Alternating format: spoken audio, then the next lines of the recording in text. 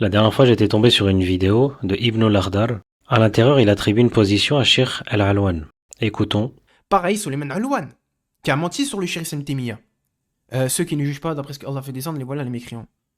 Qu'est-ce qu'il a dit Sulayman Alouane? Il a dit, ça c'est la grande mécréance. Ibn Taymiyyah a dit ça. En gros, la position qu'ils attribuent à Sheikh al-Alwan, c'est qu'il dit que juger avec autre que la loi d'Allah Azza wa Jal, de manière absolue, c'est de la mécréance majeure. Même dans un cas particulier, celui qui juge avec autre que la loi d'Allah Azza wa Jal, quelle que soit sa croyance, il commet une mécréance majeure. En utilisant entre autres cet audio qui est coupé au maximum.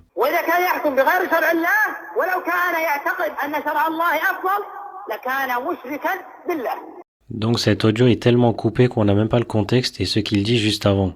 Donc maintenant écoutons un audio plus long.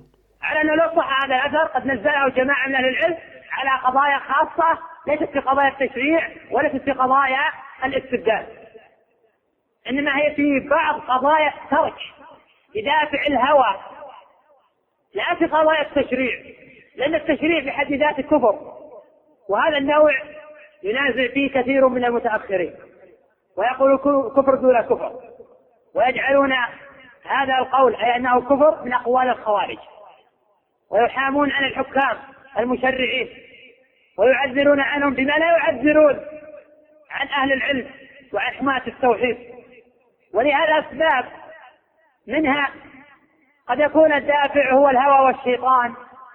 الأمر الثاني قد يكون الدافع هو الجهل في حقيقة المسألة وعدم تصورها على الوجه الأكمل ومنها قد يكون الدافع هو الإرجاء فإن بعض الطوائف المنحرفة عن شرع الله لا تكفر بترك جنس العمل مطلقا وهذا مذهب غلاة الجهمية والمرجئة ومنها قد يكون الدافع هو التأويل أي أنهم متأولون في هذه القضية هذا الذي بلغ أو وصل إليه علمهم واجتهادهم فحينئذ يعذرون بذلك إذا كان عن محض اجتهاد وعن محض تأويل ولكن ليس لهم حق رمي الآخرين بمذهب الخوارج وهم معتصمون بكتاب الله وبالإجماع المنقول عن أكابر أهل العلم.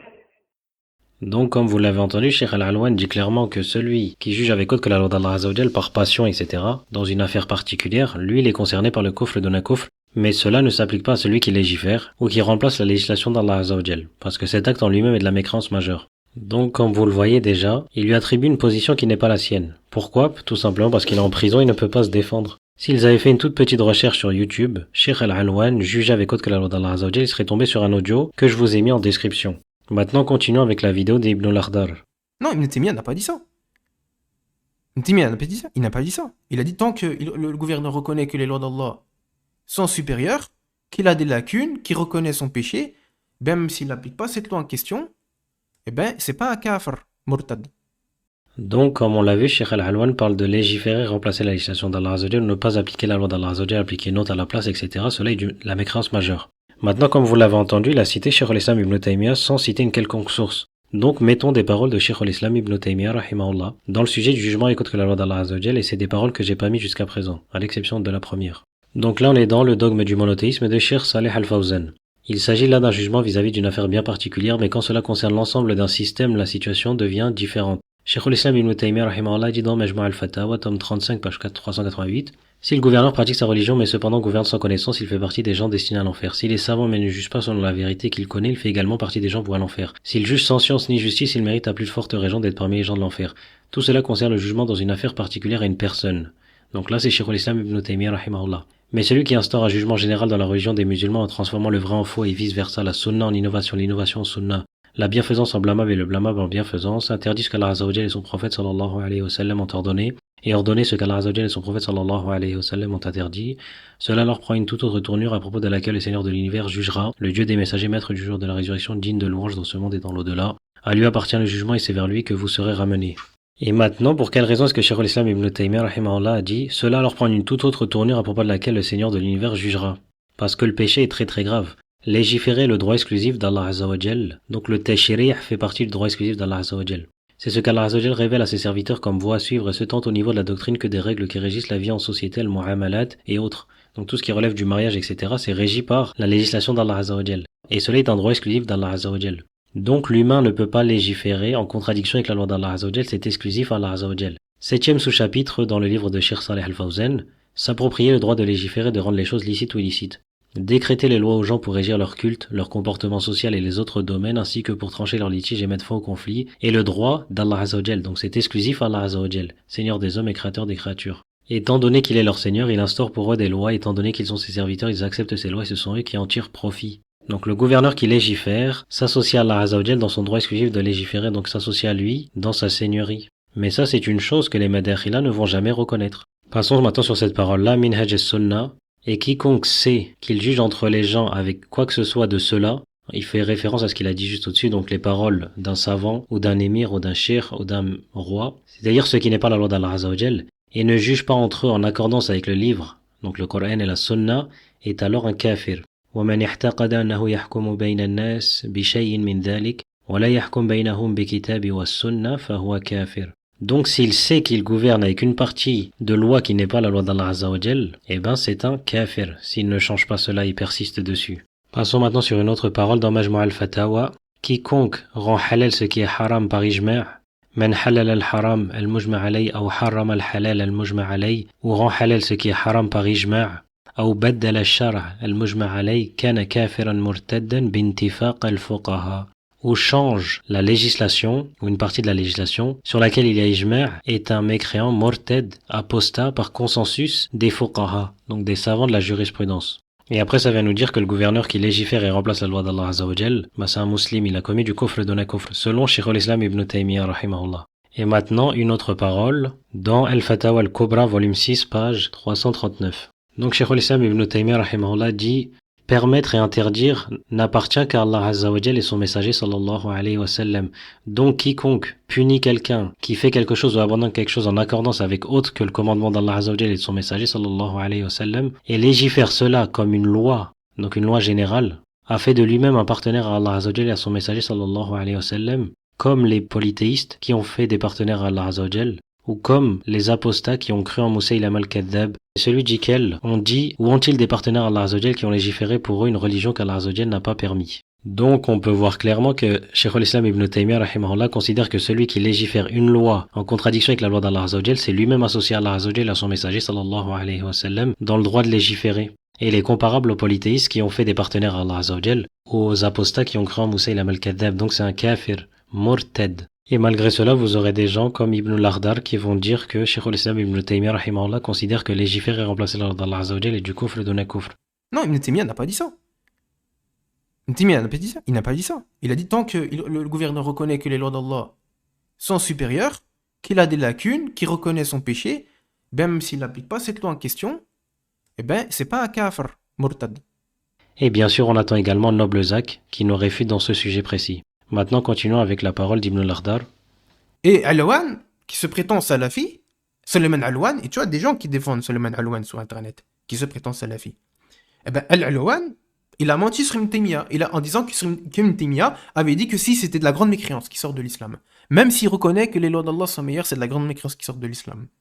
Au même titre de ceux qui font le takfir des grands péchés majeurs. Pourtant, ces gens-là se disent salafis.